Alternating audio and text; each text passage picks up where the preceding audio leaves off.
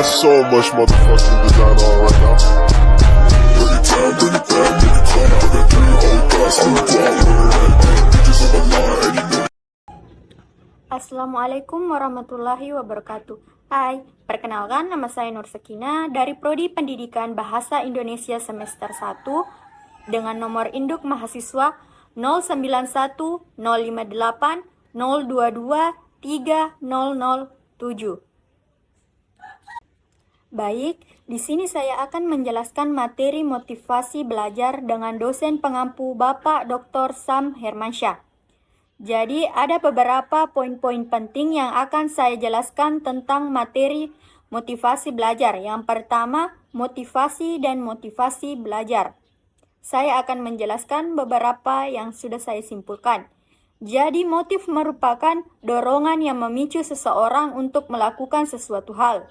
Motivasi berasal dari dalam diri sendiri dan berasal dari luar. Kata motivasi berasal dari kata motif yang berarti segala sesuatu yang mendorong seseorang untuk bertindak melakukan sesuatu. Dalam Kamus Besar Bahasa Indonesia, motivasi didefinisikan sebagai dorongan yang timbul pada diri seseorang sadar atau tidak sadar untuk melakukan suatu tindakan dengan tujuan tertentu. Sondang P. Siagian mendefinisikan motivasi sebagai daya dorong yang mengakibatkan seseorang bersedia untuk mengerahkan kemampuan, tenaga, dan waktunya dalam rangka mencapai tujuan yang telah ditentukan sebelumnya. Motivasi dapat dikatakan sebagai pengaruh kebutuhan dan keinginan pada intensitas dan arah seseorang yang menggerakkan orang tersebut untuk mencapai tujuan dan tingkat tertentu. Jadi, secara garis besar dapat disimpulkan bahwa peranan motivasi belajar diantaranya yaitu motivasi sebagai penentu pembelajaran yang efektif ataupun penentu keberhasilan ataupun kegagalan belajar, karena motivasi sebagai sumber dorongan untuk berhasil dalam belajar.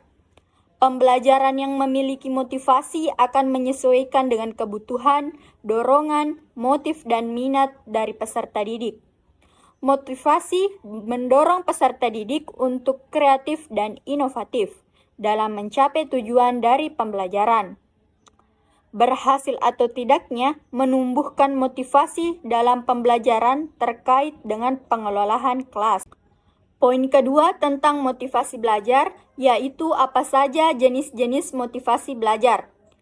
Jadi, motivasi merupakan sumber kekuatan dalam belajar dan pembelajaran. Motivasi memicu peserta didik untuk melakukan suatu perubahan menuju ke arah yang lebih baik lagi. Winkel dalam Yayu Khadijah, Pupu Fatur Rahman, dan Sobri Sutikno dilihat dari sumbernya, motivasi belajar menurutnya ada 2 jenis, yaitu motivasi intrinsik dan motivasi ekstrinsik. Motivasi tumbuh dan berkembang hanya ada dalam diri seseorang secara umum. Motivasi tumbuh dan berkembang dipengaruhi dari diri individu sendiri atau intrinsik, dan dari luar atau lingkungan ekstrinsik. Jadi saya akan jelaskan apa itu motivasi ekstrinsik dan apa itu motivasi intrinsik. Motivasi ekstrinsik merupakan motivasi yang disebabkan oleh faktor-faktor dari luar situasi belajar. Motivasi ini tidak secara tidak mutlak berkaitan dengan aktivitas belajar. Misalnya, ada anak rajin belajar untuk memperoleh hadiah yang dijanjikan orang tuanya. Sedangkan motivasi intrinsik adalah motivasi yang mencakup dalam situasi belajar yang bersumber dari kebutuhan dan tujuan-tujuan peserta didik sendiri. Motivasi ini sering disebut sebagai motivasi murni atau motivasi yang sebenarnya timbul dari dalam diri peserta didik, semisal keinginan dan mendapatkan sesuatu keterampilan tertentu. Omar Hamalik.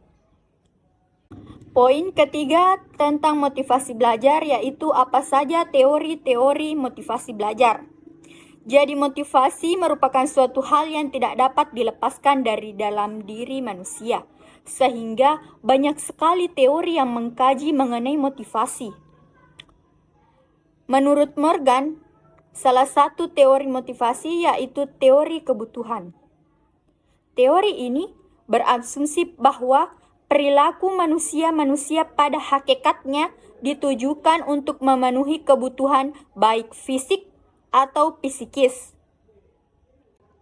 Martini Jamaris Maslow mengembangkan teori kebutuhan dan membagi kebutuhan terdiri atas kebutuhan fisiologis, kebutuhan rasa aman, kebutuhan cinta dan rindu, kebutuhan harga diri, dan kebutuhan akan aktualisasi diri. Kebutuhan mendorong manusia untuk mencapai standar-standar yang dibutuhkan dalam hidupnya untuk mencapai keberhasilan. Manusia juga memiliki kemampuan untuk menguasai dan mengendalikan manusia lain dengan kekuatan yang dimilikinya. Namun, semakin besar kekuatan yang dimilikinya, maka semakin besar juga kemampuan untuk mempengaruhi manusia atau orang lain. Manusia juga memiliki keinginan untuk menjalin suatu hubungan antar personal yang ramah dan akrab. Poin terakhir tentang motivasi belajar yaitu apa strategi menumbuhkan motivasi belajar? Apa saja strategi menumbuhkan motivasi belajar itu? Secara garis besar, guru perlu untuk menumbuhkan motivasi dari peserta didiknya. Dengan adanya motivasi, maka peserta didik akan semakin terdorong untuk mencapai dari tujuan pembelajaran yang dilaksanakannya. Menurut M. Ngalin Purwanto, untuk mengembangkan motivasi yang baik pada anak-anak didik kita, di samping harus menjauhkan saran-saran atau sugestif yang negatif yang dilarang oleh agama, atau yang bersifat asosial dursila, yang lebih penting lagi adalah membina pribadi anak didik agar dalam diri anak terbentuk adanya motif-motif yang mulia, luhur, dan dapat diterima masyarakat.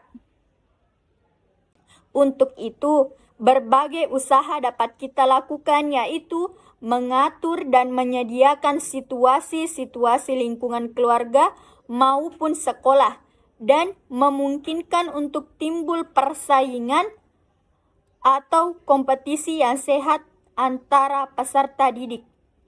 Selanjutnya, membangkitkan kompetisi diri dengan jalan menimbulkan rasa puas terhadap hasil-hasil dan prestasi yang telah mereka capai meskipun sekecil apapun hasilnya.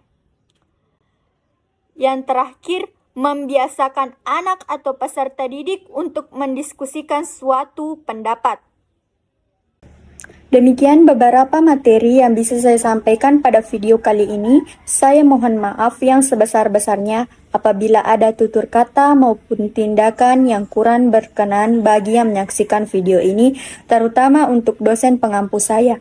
Terima kasih atas perhatiannya. Billahi fisabilil haq fastabiqul khairat. Wassalamualaikum warahmatullahi wabarakatuh. Bring it down, I got 3 whole thoughts on the block.